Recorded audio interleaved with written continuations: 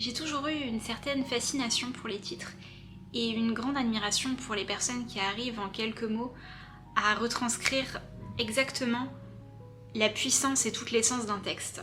Et s'il y a des personnes qui considèrent qu'on peut ou non juger un livre à sa couverture, moi je fais clairement partie de la team qui peut se laisser complètement avoir juste par un titre. Dans un des canaux Discord que je suis, il y a une personne qui a parlé d'un livre l'autre jour au titre qui était particulièrement fort et impactant et plein d'une grande poésie. C'est un titre qui figurera d'ailleurs dans cette vidéo.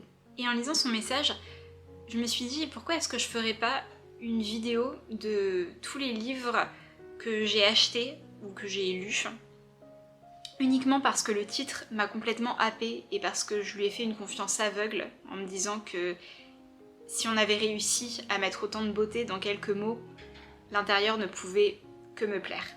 Alors parfois ça a plus ou moins bien marché, mais ici je vais quand même principalement me concentrer sur les titres qui m'ont plu et qui restent avec moi. Et dans un second temps, je ferai aussi un petit tour d'horizon de tous ceux qui figurent dans ma wishlist ou dans ma palle et que j'ai très envie de lire, mais pareil, sans en savoir forcément grand chose, mais juste parce que ces quelques mots m'ont d'ores et déjà convaincue. Le premier livre auquel j'ai immédiatement pensé quand j'ai réfléchi à faire cette vidéo, c'est Mon désir le plus ardent de Pete Fromm. C'est le seul que j'ai lu de cet auteur, mais je sais d'avance que j'en lirai d'autres parce que c'est vraiment un roman qui m'a complètement retournée. Mon désir le plus ardent, c'est à la fois une histoire d'amour et une histoire de comment la maladie peut s'infiltrer dans l'intime et de comment on peut décider parfois de la laisser à distance et comment parfois elle va malgré tout nous rattraper. On y suit deux personnages qui ont décidé de s'unir, mais pas seulement par un lien de mariage, mais plus dans un projet de vie complet où ils ont décidé que leur seule présence à tous les deux pourrait leur suffire tout au long de leur vie. Et malheureusement, le fait que cette maladie arrive va venir complètement renverser l'équation et va les obliger à remettre en question certains de leurs choix et parfois leur mode de vie tout entier. C'était un livre qui était vraiment d'une très grande beauté, autant que son titre. En plus de ça, comme toujours chez Gallmeister, la couverture est magnifique, donc ça ne fait qu'une raison de plus de se lancer. Un autre livre auquel j'ai pensé assez rapidement, il s'agit de S'aimer dans la grande ville de Sang-Hyun Park. C'est un livre que j'ai lu il y a maintenant 1 an et demi, peu après sa sortie, je me l'étais acheté pour Noël. Et je l'ai lu justement dans ces quelques jours après Noël.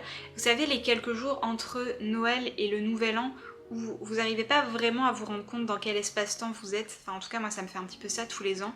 Et ce livre correspondait parfaitement à ça parce que c'était un peu une sorte de moment de flottement empli d'une espèce d'ambiance un peu douce amère et d'une grande mélancolie. Et je trouvais que ça allait parfaitement avec la période et je me suis vraiment laissée porter par le récit. Maintenant, aujourd'hui, je me rappelle plus tout vraiment de ce qui se passe, mais je sais juste que ça avait été un moment de lecture au final assez doux et agréable, malgré le fait qu'il soit rempli de pas mal de tristesse.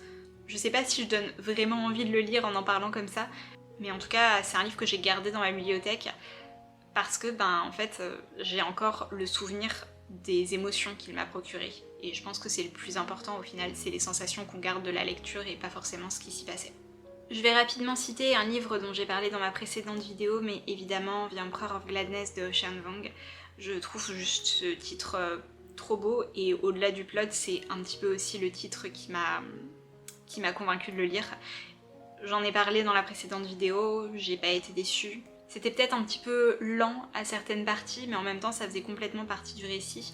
Et je trouve que ça va bien avec... Vous l'aurez peut-être remarqué, mais les titres qui me parlent sont des titres des fois qui sont un petit peu longs, un petit peu vaporeux. Et je trouve qu'il y a beaucoup ça dans The Emperor of Gladness. Ce côté un petit peu vaporeux, un petit peu hors du temps. On se trouve dans cette petite ville des États-Unis avec des personnages qui décident de faire leur propre communauté, de poursuivre leurs propres rêves et peu importe les injonctions qu'on va leur donner à l'extérieur.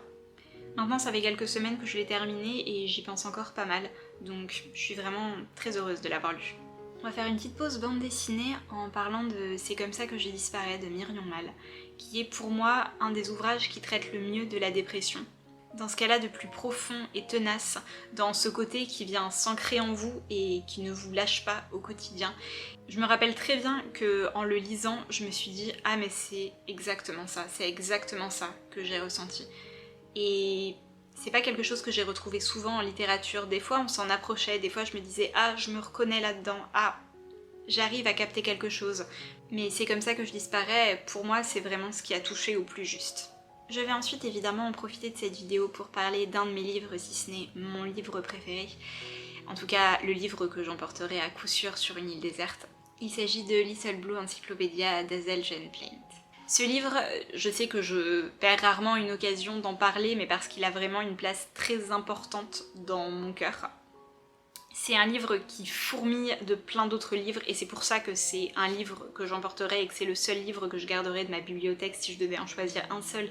Parce que c'est un livre qui regroupe en lui-même énormément de mini-histoires et qu'en fait, juste en le relisant, je pourrais m'amuser à tirer chacun des fils et à en faire 1000 autres histoires. Et ce serait probablement fascinant. Little Blue Encyclopedia, c'est une déclaration d'amour / amitié et vraiment qui montre à quel point les deux sont intrinsèquement liés. D'une femme à sa meilleure amie qui est décédée il y a peu de temps et elle va retracer sous forme d'un abécédaire des moments qu'elle a passés avec son amie.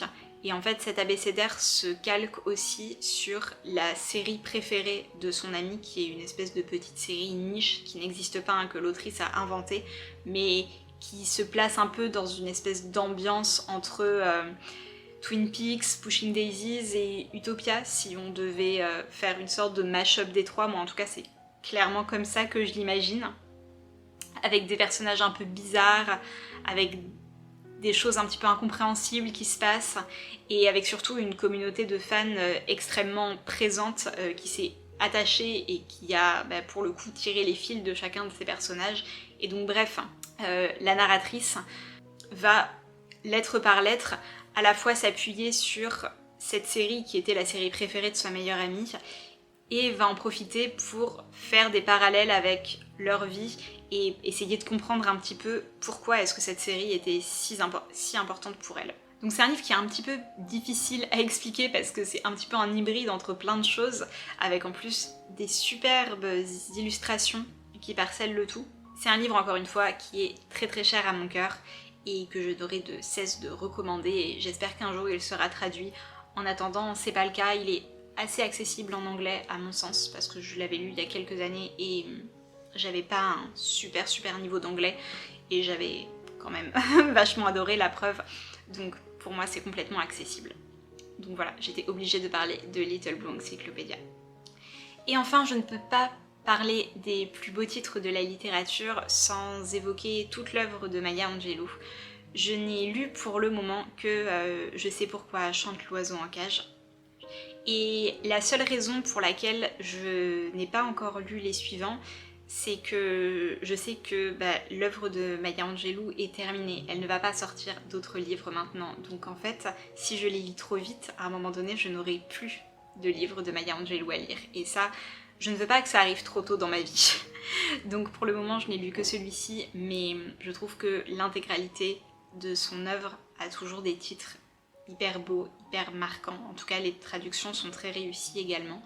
Et je pense que là, comme ça fait 2 voire 3 ans peut-être que j'ai lu le premier, il est peut-être temps que je m'y remette. Mais encore une fois, j'ai envie de les déguster parce que ils sont dans un nombre limité, donc je n'en aurai pas à foison. Donc j'ai envie vraiment de faire durer ça.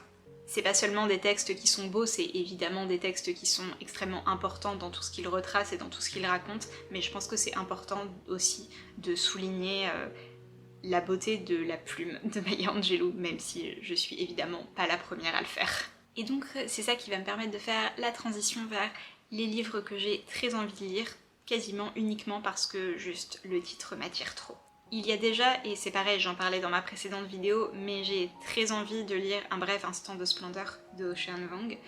Je sais que c'est un livre qui n'a pas une histoire aussi... il s'agit d'une sorte de longue lettre à sa mère, donc on n'est pas vraiment sur une narration classique, et peut-être qu'il va y avoir une écriture un petit peu plus poétique qui va s'immiscer là-dedans.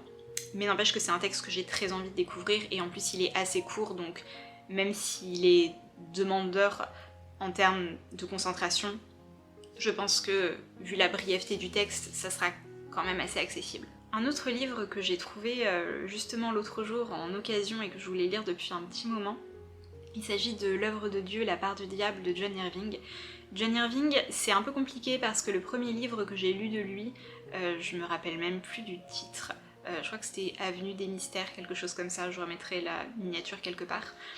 C'est un livre que j'avais lu quand j'étais encore pendant mes études et que j'avais pas du tout aimé, enfin vraiment ça m'avait saoulée.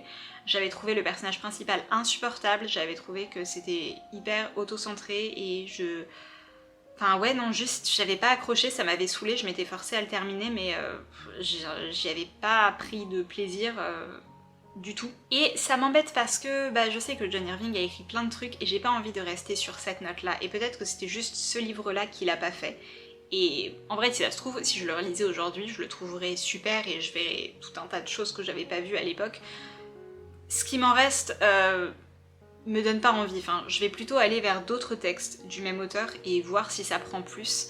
Et L'œuvre du Dieu, la part du diable, c'est quand même un dont on parle beaucoup, enfin en tout cas qui, je pense que c'est un de ses plus connus.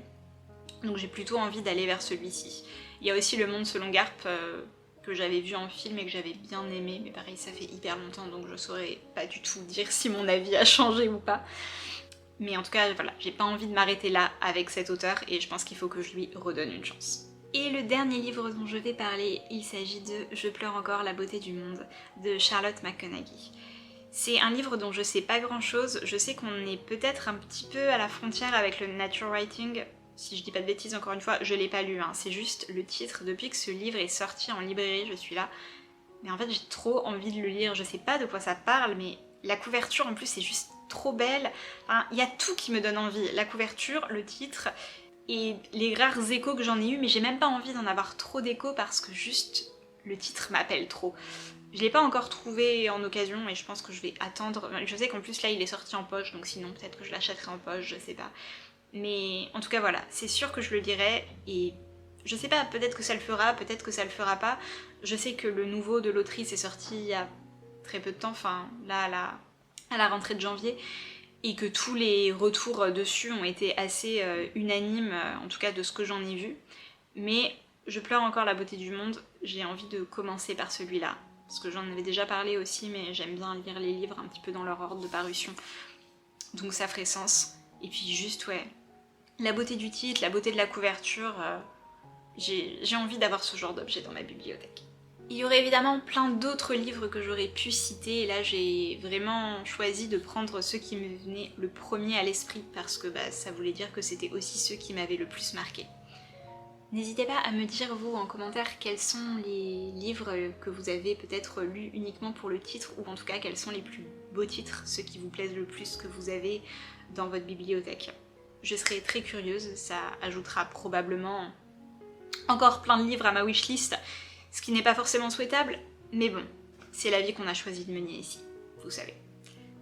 Merci d'avoir regardé cette vidéo, on se retrouve assez prochainement, sûrement pour un point lecture. Et d'ici là, je vous souhaite plein de bonnes choses. Salut!